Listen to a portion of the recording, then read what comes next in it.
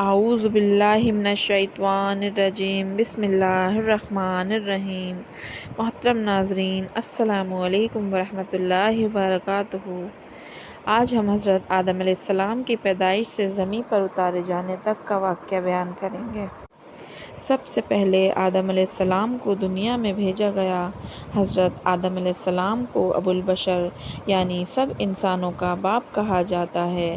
دنیا میں جتنے بھی انسان شروع سے آخر تک آ چکے ہیں یا آئیں گے، سب حضرت آدم علیہ السلام کی ہی اولاد ہیں، اسی لیے انہیں آدمی کہا جاتا ہے۔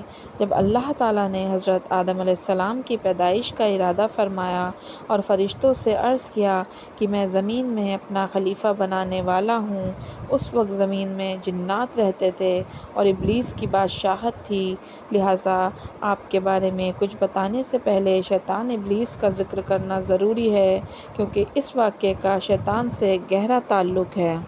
ابلیس لعین، اللہ تعالیٰ نے اس مخلوق کو بہت خوبصورت بنایا اور شرافت و بزرگی سے بھی نوازا، زمین اور دنیا کی، آسمان کی بادشاہت دی، اس کے علاوہ اسے جنت کی پہرے داری کے انعام سے بھی نوازا تھا، لیکن اس نے اللہ کے سامنے گھمنڈ کیا اور خدائی کا دعویٰ کر بیٹھا، جس کی وجہ سے اللہ تعالیٰ نے اسے اپنی بارگاہ سے نکال دیا اور اسے شیطان میں بدل دیا، اس کی شکل بگاڑ دی اور سارے رتبے جو اللہ تعالیٰ نے اسے عطا کیے چھین لیے، اس پر اپنی لعنت فرمائی، اس کو اپنے آسمانوں سے نکال دیا اور آخرت میں اس کو اور اس کی پیروی کرنے والوں کا ٹھکانہ جہنم قرار کر دیا۔ ابلیس فرشتوں کا سردار تھا اور جنت کے باغوں کی دیکھ بھال کرتا تھا، اس کو دنیا اور آسمان دونوں کی بادشاہت ملی ہوئی تھی۔ فرشتوں کا ایک قبیلہ جنات سے تعلق رکھتا تھا، ابلیس انہی میں سے تھا۔ اس قبیلے کے فرشتوں کو آگ کی گرم لو سے پیدا کیا گیا تھا۔ یہ لو شعلوں کی طرح نظر نہیں آتی، لیکن صرف محسوس کی جا سکتی اور ساری گرمی اسی میں ہوتی۔ اس قبیلے کے علاوہ باقی سب فرشتوں کو نور سے پیدا فرمایا تھا۔ ابلیس کا نام حارث تھا اور دوسری روایت میں عزازیل بھی آیا ہے اور یہ جنت کے پہرے داروں میں سے تھا۔ اللہ تعالیٰ قرآن پاک میں فرماتے ہیں، اور ان میں جو کہے کہ میں اللہ کے سوا معبود ہوں تو اسے ہم جہنم کی جزا دیں گے، ہم ایسے ہی سزا دیتے ہیں ستمگاروں کو۔ فرشتوں میں سب سے پہلے جس نے یہ بات کہی کہ اللہ کے بجائے میں معبود ہوں، وہ ابلیس لعین ہے۔ اللہ تعالیٰ قرآن پاک میں ایک جگہ اور ارشاد فرماتے ہیں کہ اور یاد کرو جب ہم نے فرشتوں کو حکم دیا کہ آدم کو سجدہ کرو تو سب نے سجدہ کیا سوائے ابلیس کے، منکر ہوا، غرور کیا اور کافر ہو گیا۔ ابلیس کو ایسا گھمنڈ کیوں ہوا کہ اس نے نہ صرف اللہ کا حکم ماننے سے انکار کیا بلکہ خدائی کا دعویٰ بھی کر بیٹھا؟ اس کے بارے میں علماء بہت سے قول ہیں۔ جب اللہ تعالیٰ نے اپنی عزیز ترین مخلوق کو بنانے کے بعد اپنی شان کے مطابق عرش پر رونق افروز ہوا تو ابلیس کو آسمان دنیا کی بادشاہت پر مقرر کیا۔ ابلیس کا تعلق فرشتوں کے اس گروہ سے ہے جنہیں جن کہا جاتا ہے۔ اس کا نام جن اس لیے رکھا گیا کہ وہ جنت کا پہرے دار اور حفاظت کرنے والے تھے۔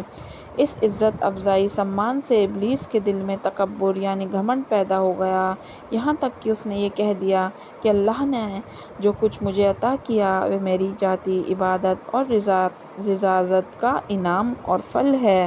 جب اللہ تعالیٰ نے آدم علیہ السلام کو پیدا فرمایا تو فرشتوں کو حکم دیا کہ آدم کو سجدہ کریں، سب نے حکم کی تعمیل کی، لیکن ابلیس نے انکار کیا اور اللہ تعالیٰ کی نافرمانی کی۔ اللہ تعالیٰ تمام بھید جانتا ہے۔ ابلیس سے سوال کیا، تجھے کس چیز نے آدم کو سجدہ کرنے سے روکا؟ اس نے جواب دیا، میں آدم سے بہتر ہوں، تو نے مجھے آگ سے اور آدم کو مٹی سے پیدا کیا۔ شیطان کا جواب تکبر اور جہالت والا تھا۔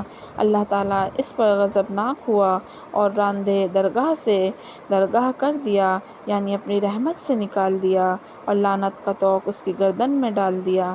شیطان نے توبہ و استغفار کرنے کے بجائے اللہ تعالیٰ سے کھلی بغاوت کر دی اور قیامت تک کے لیے آدم علیہ السلام کی نسلوں کو بہکانے کے لیے مہلت مانگ لی۔ اللہ پاک کے علم اور حکمت کا بھی یہ کیا تقاضا تھا کہ اولاد آدم کی آزمائش کی جائے، لہٰذا اس کی درخواست منظور کی گئی، اسے لمبی عمر عطا کی اور ساتھ میں وہ سامان بھی جو نسل آدم کو گمراہ کرنے کے لیے چاہیے تھے۔ فرشتوں نے ایسا اس لیے کہا کہ سب سے پہلے زمین پر رہنے والے جنوں نے فساد برپا کیا، خون بہایا اور اللہ کی نافرمانی کی، لہٰذا اب جو خلیفہ بنیں گے وہ بھی ویسا ہی کریں گے۔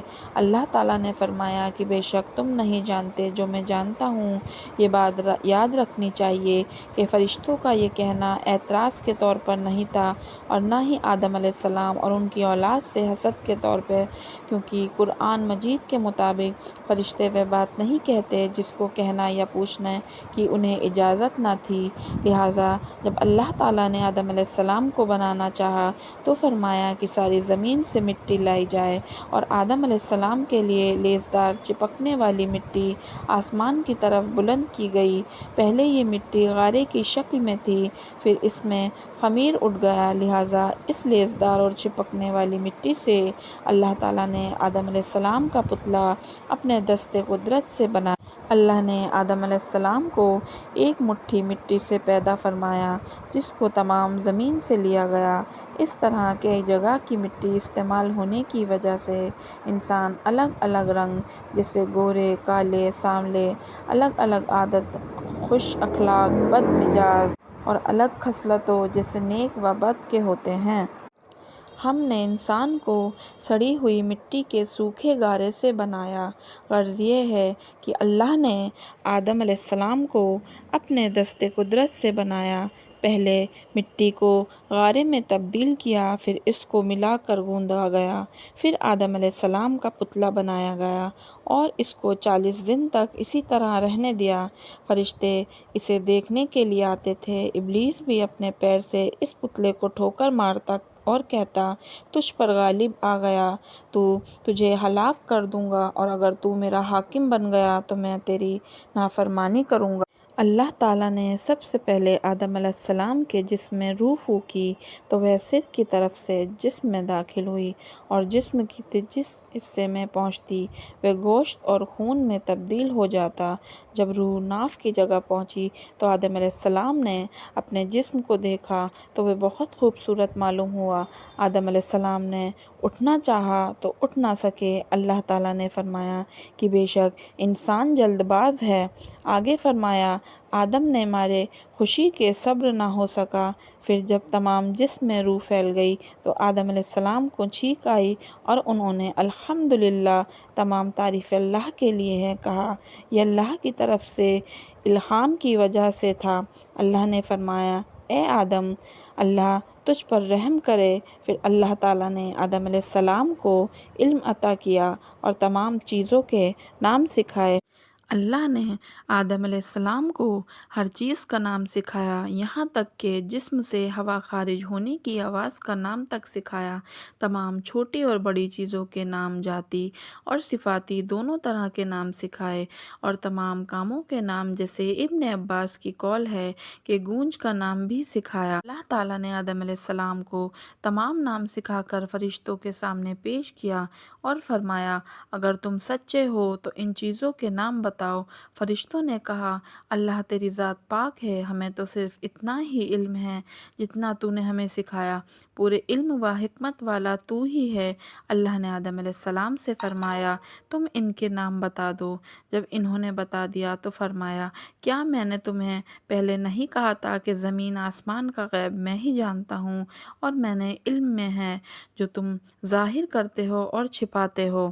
یہاں اس بات کا بیان ہو رہا ہے کہ اللہ تعالیٰ نے جب فرشتوں کے سامنے ابلیس کا گھمنڈ ظاہر ہو گیا، اس نے گھمنڈ اور سرکشی پر کمر باندھ لی تو اللہ تعالیٰ نے اس پر لعنت فرمائی، آسمان اور زمین کی حکومت اس سے چھین لی اور جنت کی پہرے داری سے بھی ہٹا دیا، اور فرمایا، تو مردود ہے، جنت سے نکل جا، اب قیامت تک کے لیے تجھ پر لعنت ہے۔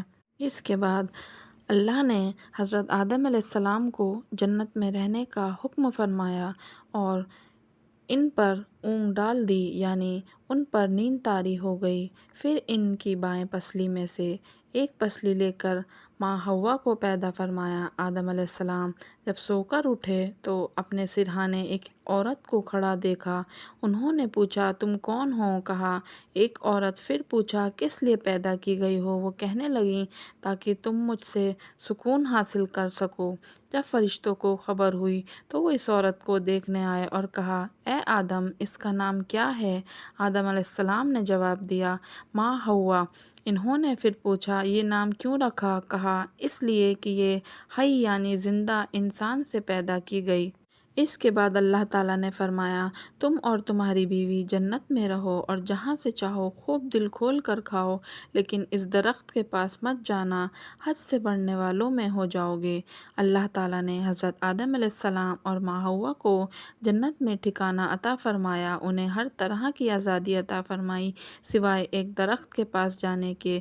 انہوں نے اللہ کے حکم کے مطابق اس درخت پر جانے سے خود کو روکا رکھا، پھر ان کے دل میں شیطان نے وسوسہ ڈالا اور آخرکار دونوں سے وہ خطا ہو گئی جس سے اللہ تعالیٰ نے انہیں منع فرمایا تھا۔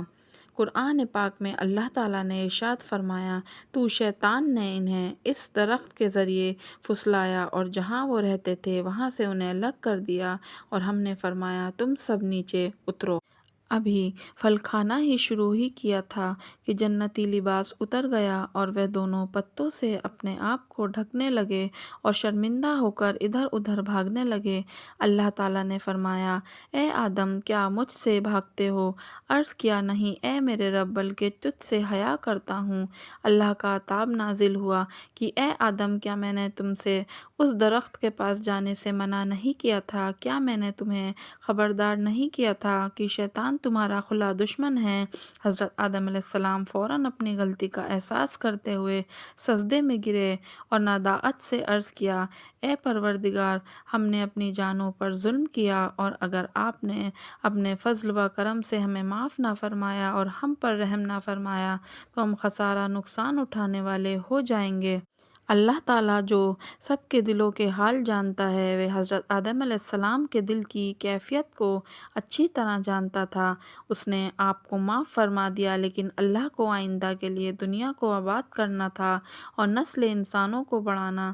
اس لیے اللہ تعالیٰ نے حضرت آدم علیہ السلام اور ماں حوا کو حکم دیا کہ تم زمین پر جاؤ اور وہیں پر رہو، اور یہ بات ہمیشہ یاد رکھو کہ شیطان تمہارا کھلا دشمن ہے۔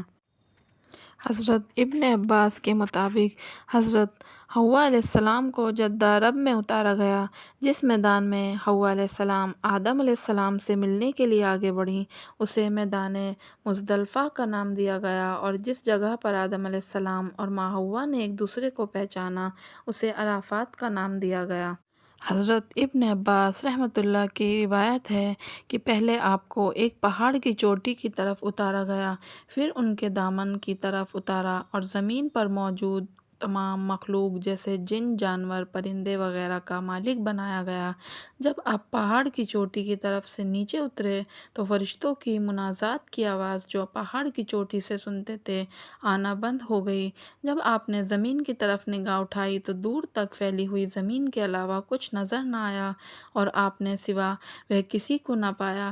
بڑی وحشت اور اکیلے پن محسوس کیا، کہنے لگے، اے میرے رب، کیا میرے سوا آپ کی زمین کو آباد کرنے والا کوئی نہیں؟ اللہ تعالیٰ نے آپ کے سوال کا جواب دیتے ہوئے فرمایا کہ ان قریب میں تمہاری اولاد پیدا کروں گا جو میری تسبیح اور حمد و ثنا کریں گی، یعنی میرا ذکر کریں گی اور تعریف بیان کریں گی، اور ایسا گھر بناؤں گا جسے میری یاد میں بنایا جائے گا، اور اسے بزرگی اور بڑائی کے ساتھ خاص کر کے اپنے نام کے ساتھ فضیلت دوں گا، اور اس کا نام خانہ کعبہ رکھوں گا۔ پھر اس پر اپنے صفت و جمال کا عکس ڈال کر قابل حرمت یعنی عزت والا اور امن والا بناؤں گا۔ جس شخص نے اس کی حرمت کا خیال رکھا وہ میرے نزدیک قابل احترام ہوگا، لیکن جس نے وہاں رہنے والوں کو ڈرایا، اس نے خیانت یعنی دغا کی اور اس کا تقدس پامال کیا، یعنی اسے ناپاک کیا۔ پھر اس کی طرف اونٹوں یا دوسری سواریاں پر سوار ہو کر دور دراز سے دھول میں لپٹے ہوئے لوگ آئیں گے جو لرزتے ہوئے تلبیان یعنی لبیک پڑھیں گے اور روتے ہوئے آنسو بہائیں گے۔ وہ اونچی آواز سے تکبیر کہیں گے، لہٰذا جو صرف میرے گھر کی طرف آنے کا ارادہ رکھیں وہ میرا ملاقاتی ہے، کیونکہ وہ میری زیارت کرنے آیا ہے، وہ میرا مہمان ہے۔ میری کریم ذات پر فرض ہے کہ میں اپنے مہمان کی بخشش کروں اور اس کی ضرورت کو پورا کروں۔ جب تک تم زندہ رہو گے اسے آباد کرو گے، اس کے بعد تمہاری اولادوں میں سے بہت سے نبی امتی قومیں ہوں گی جو ہر زمانے میں اسے آباد کریں گی۔ اس کے بعد حضرت آدم علیہ السلام کو حکم دیا گیا کہ وہ خانہ کعبہ جائیں جو زمین پر ان کے لیے اتارا گیا اور اس کا طواف کریں، جس کے عرش پر فرشتے کو کرتے دیکھا۔ اس وقت کعبہ ایک یاقوت یا موتی کی شکل میں تھا۔ بعد میں جب نوح علیہ السلام کی قوم پر پانی کا سیلاب کا عذاب نازل ہوا تو اللہ تعالیٰ نے اسے آسمان پر اٹھا لیا۔ اس کے بعد انہی بنیاد پر اللہ تعالیٰ نے ابراہیم علیہ السلام کو حکم دیا کہ خانہ کعبہ کو دوبارہ تعمیر کریں۔ روایت ہے کہ آدم علیہ السلام ہند سے باہر نکلے، اس گھر کو جانے کا ارادہ کیا اور خانہ کعبہ پہنچ کر اس کا طواف کیا، حج کے سب ارکان ادا کیے۔ اس کے بعد عرفات کے میدان میں آدم علیہ السلام اور ماں حوا کی ملاقات ہوئی، دونوں نے ایک دوسرے کو پہچان لیا۔ پھر مزدلفہ میں ایک دوسرے کے قریب ہوئے، پھر دونوں ہند کی طرف روانہ ہوئے، وہاں جا کر اپنے رہنے کے لیے ایک غار بنایا۔ ابن ابی حاتم سے روایت ہے کہ رسول اللہ صلی اللہ علیہ وسلم فرماتے ہیں، اللہ تعالیٰ نے حضرت آدم علیہ السلام کو گیہوئے رنگ کا، لمبے قد کا اور زیادہ بالوں والا بنایا۔ حضرت آدم علیہ السلام اللہ تعالیٰ نے پھر ان کی طرف ایک فرشتہ بھیجا جس نے انہیں وہ چیزیں بتائیں جو ان کے لباس کی ضرورت کو پورا کرے۔ روایت یہ ہے کہ لباس بھیڑ کی اون، چوپاؤں اور درندوں کی کھال سے بنا تھا، لیکن بعض علم کا کہنا ہے کہ یہ لباس تو ان کی اولاد نے پہنا تھا۔ ان کا لباس تو جنت کے وہی پتے تھے جو جنت سے اترتے وقت اپنے جسم پر لپیٹے ہوئے تھے، واللہ اعلم۔ اللہ تعالیٰ نے آدم علیہ السلام کی پشت سے پیدا ہونے والی تمام اولاد سے وادی نعمان یعنی عرفات کے میدان میں عہد لیا تھا۔ اللہ نے عرفات کے میدان میں حضرت آدم علیہ السلام کی پشت سے ان سے پیدا ہونے والی اولاد کو نکالا اور اپنے سامنے چیٹیوں کی طرح پھیلا دیا۔ اس کے بعد ان سے وعدہ لیا اور فرمایا، الستُ بربکم، کیا میں تمہارا رب نہیں؟ انہوں نے کہا، بلی، یعنی کیوں نہیں؟ اور اسی دن قلم نے قیامت تک ہونے والی سب باتوں کو لکھ دیا۔ رسول اللہ صلی اللہ علیہ وسلم نے ارشاد فرمایا کہ اللہ تعالیٰ نے آدم علیہ السلام کو پیدا فرمایا، پھر ان کی پشت پر داہنا ہاتھ پھیرا اور اس سے ان کی اولاد کو نکالا اور فرمایا کہ میں نے جنت کو ان کے لیے اور ان کو جنت حاصل کرنے والے اعمال کرنے کے لیے بنایا ہے۔ دوبارہ آدم کی پشت پر ہاتھ پھیرا اور اس سے ان کی اولاد کو نکالا، فرمایا کہ میں نے دوزخ کو ان کے لیے اور ان کی اولاد کو حاصل کرنے والے اعمال کرنے کے لیے پیدا کیا۔ ایک صحابی نے سوال کیا، یا رسول اللہ، پھر عمل کی کیا ضرورت ہے؟ آپ صلی اللہ علیہ وسلم نے ارشاد فرمایا، جب اللہ کسی انسان کو جنت کے لیے پیدا کرتا ہے، اس سے جنتی اعمال کرواتا ہے، یہاں تک کہ وہ کسی جنت والے عمل پر ہی مرتا ہے جس کی وجہ سے اللہ تعالیٰ اسے جنت میں داخل کر دیتا ہے۔ جب کسی کو دوزخ کے لیے پیدا کرتا ہے تو اس سے دوزخ حاصل کرنے والے اعمال ہی کرواتا ہے، یہاں تک کہ وہ دوزخ والے عمل پر مرتا ہے جس کی وجہ سے اللہ تعالیٰ اسے دوزخ میں داخل کر دیتا ہے۔ حضرت آدم علیہ السلام جب دنیا میں تشریف لائے تو حجر اسود بھی آپ کے ساتھ تھا۔ ابو یحییٰ سے روایت ہے کہ ایک دن ہم مسجد میں حرم میں بیٹھے ہوئے تھے، حضرت مجاہد رضی اللہ تعالیٰ نے حجر اسود کی طرف اشارہ کرتے ہوئے فرمایا، تم اس کو دیکھ رہے ہو؟ میں نے کہا، کیا حجر؟ یعنی پتھر کی طرف۔ انہوں نے پھر فرمایا، اللہ کی قسم، حضرت ابن عباس نے ہم سے بیان کیا، بے شک یہ سفید یاقوت ہے جو آدم آدم کے ساتھ جنت سے آیا تھا وہ اس کے ساتھ اپنے آنسو صاف کرتے تھے۔ جب آپ دنیا میں تشریف لائے تو آپ کے آنسو ہی نہیں تھمتے تھے، یہاں تک کہ وہ دوبارہ واپس لوٹ گئے، یعنی دنیا سے پردہ فرمایا۔ یہ عرصہ 1000 سال بنتا ہے، اس کے بعد پھر کبھی ابلیس ان کو بہکانے پر قادر نہ ہو سکے۔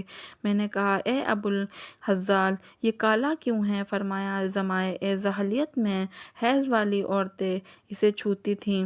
حضرت آدم علیہ السلام کے ساتھ موسیٰ علیہ السلام کا عصا بھی تھا جو جنت کے پیڑ ریحان سے بنا ہوا تھا۔ اس کی لمبائی 10 ذرہ گز موسیٰ کے قد کے برابر تھی۔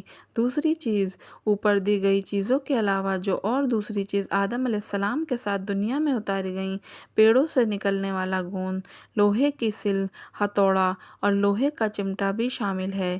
جب پہاڑ پر اترے تو اس پر لوہے کی ایک شاخ اگی دیکھی، لہٰذا آپ ہتھوڑے کے ساتھ اسے توڑنے لگے اور فرمایا یہ ہتھوڑا اسی کے جنس یعنی قسم ہے۔ لوہے کی شاخ پرانی اور کمزور ہو چکی ہے، جب آپ نے آگ جلائی تو وہ پگھل گئی، پھر آپ نے اس سے چھری بنائی، اس کے ساتھ آپ بہت سے کام کرتے۔ اس کے بعد اپنے تندور بنایا، کہا جاتا ہے یہ وہی تندور تھا نوح علیہ السلام کو وراثت میں ملا تھا اور طوفان نوح کے وقت یہی تندور ابلا تھا۔ ابن عمر سے روایت ہے کہ جب حضرت آدم علیہ السلام جنت سے دنیا میں تشریف لائے تو آپ کے سر پر جنتی پتوں کا ایک تاج تھا۔ کچھ وقت بعد یہ پتے سوکھ کر گر گئے، ادھر ادھر بکھر گئے، جس سے تمام پاکیزہ چیزیں اگ گئیں۔ جب آپ جنت سے تشریف لائے ایک پہاڑ پر اترے تو آپ کے ساتھ جنتی پیڑوں کے پتے تھے، انہوں نے وہ پتے اس پہاڑ پر بھی بکھیر دیے، لہٰذا تمام پاکیزہ پھل اور میوہ وغیرہ ہند میں اسی وجہ سے ملتے ہیں۔ اللہ تعالیٰ نے جب حضرت آدم علیہ السلام کو جنت سے نکالا تھا تو انہیں جنتی پھل راستے کے لیے دیے اور ان کی خوبیاں بھی بتائیں، اس لیے دنیا کو تمام پھل جنت کے پھلوں سے تعلق رکھتے ہیں۔ فرق یہ ہے کہ جنت کے پھل سڑتے نہیں، دنیا کے پھل سڑ جاتے ہیں۔ ساری روایتوں کی روشنی میں یہ نتیجہ نکلتا ہے کہ تمام پاکیزہ چیزوں کی اصل جنتی پتے ہیں جو آدم علیہ السلام اپنے ساتھ لائے تھے۔ چونکہ آپ کو ہند میں اتارا گیا اس لیے ہر طرح کا پھل یہاں ہوتا ہے۔ جب آدم علیہ السلام اور ماں حوا جنت میں تھے تو کوئی محنت نہیں کرنی پڑتی تھی، خوب آرام سے رہتے اور جنت کے پھل و کھانے کھاتے۔ لیکن جب آپ دنیا میں تشریف لائے تو بھوک محسوس ہوئی اور انہوں نے اپنے رب سے کھانا طلب کیا۔ تب جبرائیل علیہ السلام گیہوں کی تھیلی لے کر حاضر ہوئے اور 7 دانے آپ کے ہاتھ پر رکھے۔ انہوں نے کہا یہ تو وہ چیز ہے جو جنت سے نکالے جانے کا سبب بنی تھی۔ پھر آدم علیہ السلام نے کہا اس کا میں کیا کروں؟ جبرائیل علیہ السلام نے کہا اسے زمین پر پھیلا دو۔ انہوں نے ایسا ہی کیا، پھر اللہ تعالیٰ نے ایک گھڑی میں اس کو اگا دیا اور طریقے زمین میں بیج ڈالنے کا ان کی اولاد میں جاری ہوا۔ جبرائیل علیہ السلام نے فصل کاٹو، انہوں نے ایسا ہی کیا، پھر کہا پھونک مار کر بھوس کو اڑا دو، پھر پھونک مار کر آپ نے بھوس کو اڑا دیا اور صرف دونوں رہ گئے، پھر دانے ہی رہ گئے۔ وہ پھر ایک پتھر کے پاس آئے اور ایک دوسرے پر رکھا اور آدم علیہ السلام سے گیہوں کے اس پتھر پر رکھ کر پیسنے کو کہا، پھر آپ نے اس کو پیسا، اسی طرح پھر آٹے کو گوندھنا بتایا۔ پھر جبرائیل علیہ السلام ایک پتھر اور لوہا لائے، اس کو آپس میں رگڑ کر تو آگ پیدا ہو گئی۔ آگ جلانے کے بعد آدم علیہ السلام نے حکم کے مطابق آگ پر روٹی بنائی، یہ سب سے پہلی روٹی تھی جو تیار ہوئی۔ اس طرح اللہ تعالیٰ نے آدم علیہ السلام کو باقاعدگی کھیتی کا طریقہ سکھایا اور لوہے سے استعمال کی چیزیں بنانے کا ہنر بھی سکھایا۔ اللہ تعالیٰ کے فرمان کے مطابق جو مشقتیں اٹھانے کے ذکر ہے، ان سے مراد یہی تکلیفیں ہیں جو انسان کو اپنی بھوک مٹانے کے لیے اٹھانی پڑتی ہیں، جیسے زمین میں ہل چلانا، بیج ڈالنا، پانی سے اسے سیراب کرنا وغیرہ وغیرہ، یعنی انسان کو اپنی بھوک مٹانے کے لیے یہ ساری مشقتیں اٹھانے پڑتی ہیں۔ اللہ تعالیٰ فرماتا ہے اور انہیں پڑھ کر سناؤ کہ آدم کے 2 بیٹوں کی خبر، جب دونوں نے ایک ایک نیاز پیش کی تو ایک کی قبول ہوئی اور دوسرے کی نہ قبول ہوئی، بولا قسم ہے میں تجھے قتل کر دوں گا، کہا اللہ اسی سے قبول کرتا ہے جسے ڈر ہے، بے شک اگر تو اپنا ہاتھ مجھ پر بڑھائے گا تو مجھے قتل کرے تو میں اپنا ہاتھ تجھ پر نہ بڑھاؤں گا کہ تجھے قتل کروں، کیونکہ میں اللہ سے ڈرتا ہوں جو مالک کے سارے جہاں کا میں ہیں تو یہ چاہتا ہوں کہ میرا تیرے گناہ دونوں ہی تیرے پلے پڑیں، تو دوزخ کی ہو جائے۔ بے شک بے انسانوں کی یہی سزا ہے۔ تو اس سے نفس نے اسے بھائی کے قتل کا شوق دلایا تو اسے قتل پر کر دیا۔ یہاں تو اللہ نے ایک کوا بھیجا زمین کریدتا تاکہ اسے دکھائے کہ اپنے بھائی کی لاش چھپائے۔ بولا ہائے خرابی، میں اس کوے جیسا بھی نہ ہو سکا کہ اپنے بھائی کی لاش چھپاتا تو پچھتاتا رہ گیا۔ یہ حابل اور قابل آدم علیہ السلام کے دو بیٹوں کے نام ہیں۔ زمین پر سب سے پہلا قتل قابل نے کیا تھا۔ اس نے اپنے بھائی حابل کا قتل کیا تھا۔ قتل کی وجہ میں کچھ اختلاف ہیں۔ کچھ کا ماننا ہے کہ اس کی وجہ آدم کی ایک بیٹی سے نکاح تھا، جبکہ کچھ کا ماننا ہے کہ قتل کی وجہ نذر کا قبول نہ ہونا تھا، پر زیادہ لوگ پہلے قول کو ہی صحیح مانتے ہیں۔ آدم علیہ السلام کے یہاں جو بھی لڑکا پیدا ہوتا تھا اس کے ساتھ ایک لڑکی پیدا ہوتی تھی، تو پہلے حمل سے پیدا ہوئے بچے کا نکاح دوسرے حمل سے پیدا ہوئے بچوں کے ساتھ ہوتا تھا، یہاں تک کہ ان کے یہاں دو حمل سے حابل اور قابل پیدا ہوئے۔ قابل کھیتی کرتا تھا، حابل چرواہا تھا۔ قابل بڑا تھا اور اس کے ساتھ پیدا ہونے والی بہن بہت خوبصورت تھی۔ قانون کے مطابق حابل نے قابل کی بہن سے نکاح کرنا چاہا، لیکن قابل نے یہ کہہ کے انکار کر دیا، میرے ساتھ پیدا ہونے والی لڑکی تیرے ساتھ پیدا ہونے والی لڑکی سے زیادہ حسین ہے، لہٰذا اس سے نکاح کرنے کا زیادہ حقدار میں ہوں۔ آپ کو سمجھاتا ہوں کہ آدم علیہ السلام نے ایسا کرنے سے منع کیا لیکن وہ نہ مانا۔ آخر یہ فیصلہ ہوا کہ وہ دونوں خدا کے نام پر کچھ نذر پیش کریں، جس کی نذر قبول ہو اس کا نکاح اس سے کر دیا جائے گا۔ حضرت آدم علیہ السلام اس وقت اللہ کے حکم کے مطابق مکہ شریف تشریف لے گئے۔ اللہ تعالیٰ نے آدم علیہ السلام سے فرمایا کہ زمین پر جو میرا گھر ہے جانتے ہو؟ فرمایا نہیں۔ حکم ہوا کہ مکہ میں ہے، تم وہیں جاؤ۔ آپ نے آسمان سے کہا میرے بچوں کی تو حفاظت کرے گا؟ اس نے انکار کر دیا۔ پھر زمین سے کہا، اس نے بھی انکار کر دیا۔ پہاڑوں سے کہا، انہوں نے بھی انکار کیا۔ پھر قابل سے کہا، اس نے کہا ہاں میں محافظ ہوں، آپ جائیے، واپس لوٹ کر خوش ہوں گے۔ آپ کو قابل کی ضمانت سے اطمینان ہو گیا اور چلے گئے، اور اس کے جانے کے بعد قربانی پیش کی گئی۔ قابل نے فخریہ انداز میں کہنا شروع کیا کہ اس لڑکی کا میں زیادہ حقدار ہوں کیونکہ میں اس کا بھائی ہوں اور تجھ سے بڑا بھی ہوں۔ اس کے بعد نذر پیش کرنے کے لیے حابل نے ایک خوبصورت صحت مند دمبا اللہ کے نام پر ذبح کیا، اور بڑے بھائی قابل نے اپنی کھیتی میں کچھ حصہ نکالا۔ آگے آئی اور قابل کی نذر کو لے گئی۔ اس زمانے میں قربانی قبول ہونے کی یہ ایک پہچان تھی۔ قابل کی نذر قبول نہیں ہوئی، اس نے غلے میں سے اچھی اچھی بالیں توڑ کر کھا لی تھیں۔ قابل اب مایوس ہو چکا تھا، اس لیے اس نے اپنے بھائی کو قتل کرنے کی دھمکی دی۔ حابل نے کہا اللہ اس سے ڈرنے والوں کی قربانی قبول کرتا ہے، اس میں میرا کیا قصور ہے؟ ایک روایت کے مطابق حابل کی قربانی کا یہ دمبا جنت میں پلتا رہا، اور یہی وہ بھیڑ ہے جو حضرت اسماعیل علیہ السلام کے بدلے ذبح کیا گیا۔ اس وقت جبرائیل علیہ السلام لے کر حاضر ہوئے۔ ایک دن قابل حابل کو تلاش کرتے ہوئے چھری لے کر نکلا۔ راستے میں دونوں بھائیوں کی ملاقات ہو گئی تو اس نے کہا میں تجھے مار ڈالوں گا، تیری قربانی قبول ہوئی، میری نہیں ہوئی۔ دونوں بھائیوں میں تکرار ہوئی اور قابل نے اپنے بھائی کے چھرا گھونپ دیا۔ حابل کہتے رہ گئے کہ خدا کو کیا جواب دے گا؟ اللہ کے یہاں ظلم کا بدلہ تجھ سے بری طرح لیا جائے گا، لیکن اس نے اپنے بھائی کو بے رحمی سے مار ڈالا۔ جب شیطان نے دیکھا اسے قتل کرنے کا ڈھنگ نہیں آ رہا تو اس مردود نے ایک جانور پکڑ کر اس کے سر پر پتھر مارا، وہ جانور اسی وقت مر گیا۔ یہ دیکھ کر اس نے بھی اپنے بھائی کے ساتھ یہی کیا۔ رسول اللہ صلی اللہ علیہ وسلم کا فرمان ہے کہ ظلم سے قتل کیا جاتا ہے، اس کا بوجھ آدم کے اس بیٹے کے سر ہوتا ہے کیونکہ اس نے سب سے پہلے زمین پر خون ناحق بہایا۔ حضرت عبداللہ سے مروی ہے کہ جہنم کا آدھا عذاب صرف اس کو ہو رہا ہے، سب سے بڑا عذاب پانے والا یہی ہے۔ زمین کے ہر قتل کا گناہ اس کے ذمہ ہے۔ حابل کا قتل کرنے کے بعد قابل نے لاش کو ایسے ہی چھوڑ دیا۔ اس کی سمجھ میں نہیں آیا کہ اب کیا کرے۔ آخر اللہ نے 2 کووں کو بھیجا، انہوں نے آپس میں جھگڑا کیا، ایک نے دوسرے کو قتل کیا۔ اس کے بعد قاتل کوے نے زمین کرید کر ایک گڈھا کھودا، اس میں اس کی لاش کو رکھ کر مٹی سے دبا دیا۔ جب قابل نے یہ منظر دیکھا تو کہا، ہائے، میں اس کوے سے بھی گیا گزرا ہو گیا۔ پھر اس نے بھی یہی طریقہ اپنایا اور بعد میں اولاد آدم میں یہی طریقہ جاری رہا۔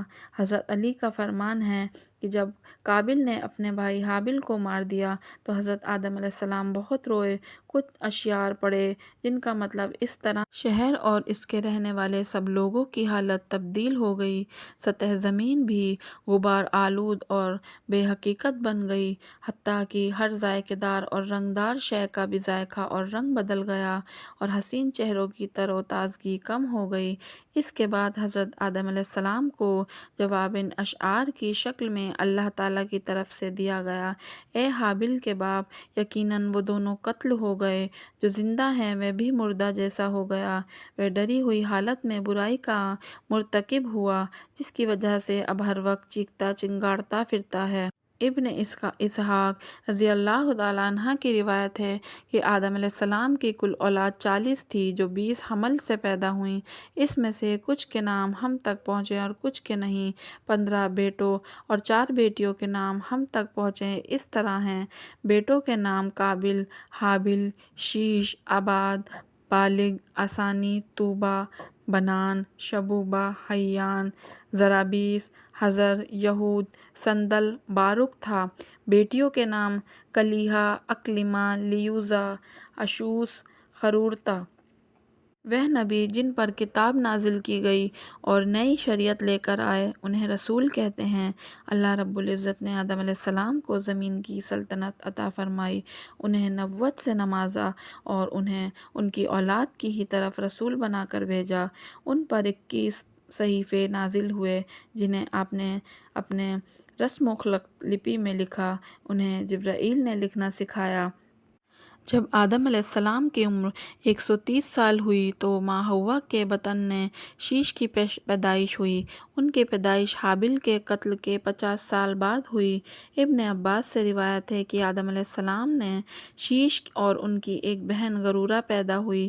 ان کی پیدائش پر جبرائیل علیہ السلام نے فرمایا کہ یہ اللہ کی عطیہ ہے جو کہ حابل کے بدلے ہے۔ انہیں عربی زبان میں شش، سریانی میں شاس جبکہ عبرانی میں شیش کہتے ہیں، اور آپ ہی حضرت آدم علیہ السلام کے جانشین بنے۔ بیان کیا جاتا ہے کہ حضرت آدم علیہ السلام اپنی وفات سے پہلے 11 دن بیمار رہے۔ انہوں نے اپنا جانشین اپنے بیٹے شیش کو بلایا اور ان کے لیے ایک وصیت نامہ لکھوایا اور ان کے سپرد کر کے اسے قابل اور اس کی اولاد سے چھپانے کا حکم دیا، کیونکہ قابل نے اپنے بھائی کو حسد کے باعث قتل کیا۔ اس وجہ سے شیش اور ان کی اولاد نے جو علم انہیں دیا تھا ان کو قابل اس کی اولاد سے خفیہ رکھے۔ محمد بن اسحاق روایت کرتے ہیں کہ جب اللہ آپ کی وفات کا وقت قریب آیا تو آپ نے شیش کو بلایا، ان سے وعدہ لیا اور دن رات کی گھڑیوں اور وقتوں کا علم سکھایا، اور یہ بھی بتایا کہ ہر گھڑی کوئی نہ کوئی اللہ کی مخلوق اس کی عبادت میں مشغول رہتی ہے، اور فرمایا، میرے عزیز بیٹے، عنقریب زمین پر ایک طوفان آئے گا جو 7 سال تک رہے گا۔ پھر وصیت نامہ لکھوایا، اور جب اپنا وصیت نامہ لکھ کر فارغ ہوئے تو آپ کا انتقال ہو گیا۔ اللہ تعالیٰ آپ پر اپنی بے شمار رحمتیں نازل فرمائے۔ آپ کی وفات پر ملائکہ جمع ہوئیں اور قبر بنائی۔ اس وقت شیش علیہ السلام اور ان کے بھائی مشارق الفردوس نامی ایک بستی میں رہتے تھے جو زمین پر سب سے پہلے بستی تھی۔ آپ کی وفات پر چاند سورج لگاتار 7 دن اور 7 رات گرہن میں رہے۔ فرشتوں نے آپ کی لکھی ہوئی نصیحت کو جمع کیا، اسے ایک سیڑھی نما چیز پر رکھ دیا۔ اس کے ساتھ ایک ناقوس گھنٹا بھی تھا جسے آدم علیہ السلام جنت سے لائے تھے کہ اللہ کی یاد سے غافل نہ ہوں۔ اس سلسلے کی ایک حدیث جو ابی بن کعب سے مروی ہے، رسول اللہ صلی اللہ علیہ وسلم فرماتے ہیں کہ جب حضرت آدم علیہ السلام کی وفات کا وقت قریب آیا تو اللہ تعالیٰ نے ان کے لیے جنت کا کفن اور ہونت خوشبودار چیزوں کو ملا کر جب حضرت آدم علیہ السلام کی وقت قریب آیا تو اللہ تعالیٰ نے ان کے لیے جنت کا کفن اور ہنوت خوشبودار چیزوں کو ملا کر مردے کے جسم پر ملا جاتا ہے بھیجا۔ ہوا نے جب فرشتوں کو آتے دیکھا تو سمجھ گئیں اور آدم علیہ السلام کی طرف بڑھیں۔ تب آدم علیہ السلام نے فرمایا، میرے پاس سے ہٹ جاؤ، تم سے تو روزانہ ملاقات ہوتی ہے، بلکہ تمہاری بات سے تو مصیبت پہنچی۔ آپ کو روح قبض ہونے کے بعد فرشتوں نے انہی بیری کے پتے اور پانی کے ساتھ عدد کے مطابق غسل دیا، کفن میں بھی طاق عدد کا لحاظ رکھا، پھر لحد بنا کر سپرد خاک کیا اور فرمایا ان کی اولاد میں بھی یہ طریقہ جاری رہے گا۔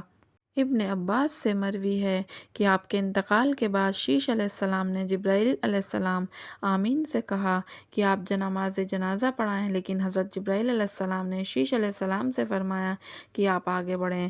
شیش علیہ السلام نے اپنے والد کے جنازے کی نماز پڑھائی، انہوں نے 30 تکبیریں پڑھیں، 5 تو نماز میں ضروری ہیں، باقی آپ کی فضیلت کے باعث ہیں۔ حضرت آدم علیہ السلام کے دفن کی جگہ پر علماء میں اختلاف ہے۔ کچھ اہل علم کا کہنا ہے کہ آپ کو جبل ابی قیس کی غار میں دفن کیا گیا جو مکہ میں ہے، جسے غار الکنج ہے۔ حضرت ابن عباس سے روایت ہے کہ طوفان نوح کے وقت حضرت نوح نے آپ کے جسد مبارک کو کشتی میں رکھا اور جب طوفان تھم گیا تو آپ نے کشتی سے باہر نکال کر آدم علیہ السلام کو بیت المقدس میں ایک مقام پر دفن کر دیا۔ آپ کی وفات جمعے کے دن ہوئی۔ حضرت ابن عباس سے مروی ہے کہ حوا علیہ السلام کی وفات بز نامی پہاڑ پر ہوئی اور آپ کی وفات آدم علیہ السلام کی وفات سے 1 سال بعد ہوئی۔ پھر آپ نے شوہر کے ساتھ ہی غار میں دفن ہوئیں اور جب طوفان نوح آیا تو نوح علیہ السلام نے دونوں کو جسد مبارک کشتی میں رکھ لیا اور دونوں کو بیت المقدس میں دفن کر دیا۔ اللہ تعالیٰ دونوں پر اپنی بے شمار رحمتیں نازل فرمائے، آمین ثم الحمدللہ۔ حضرت آدم علیہ السلام کا باب مکمل ہوا۔ اللہ تعالیٰ ہمیں صحیح لکھنے کی توفیق عطا فرمائے، کوئی غلطی اور کوتاہی ہو گئی ہو تو معاف فرمائے۔ ویڈیو پسند آئی ہو تو ویڈیو کو لائک کریں، چینل کو سبسکرائب کریں۔ جزاک اللہ۔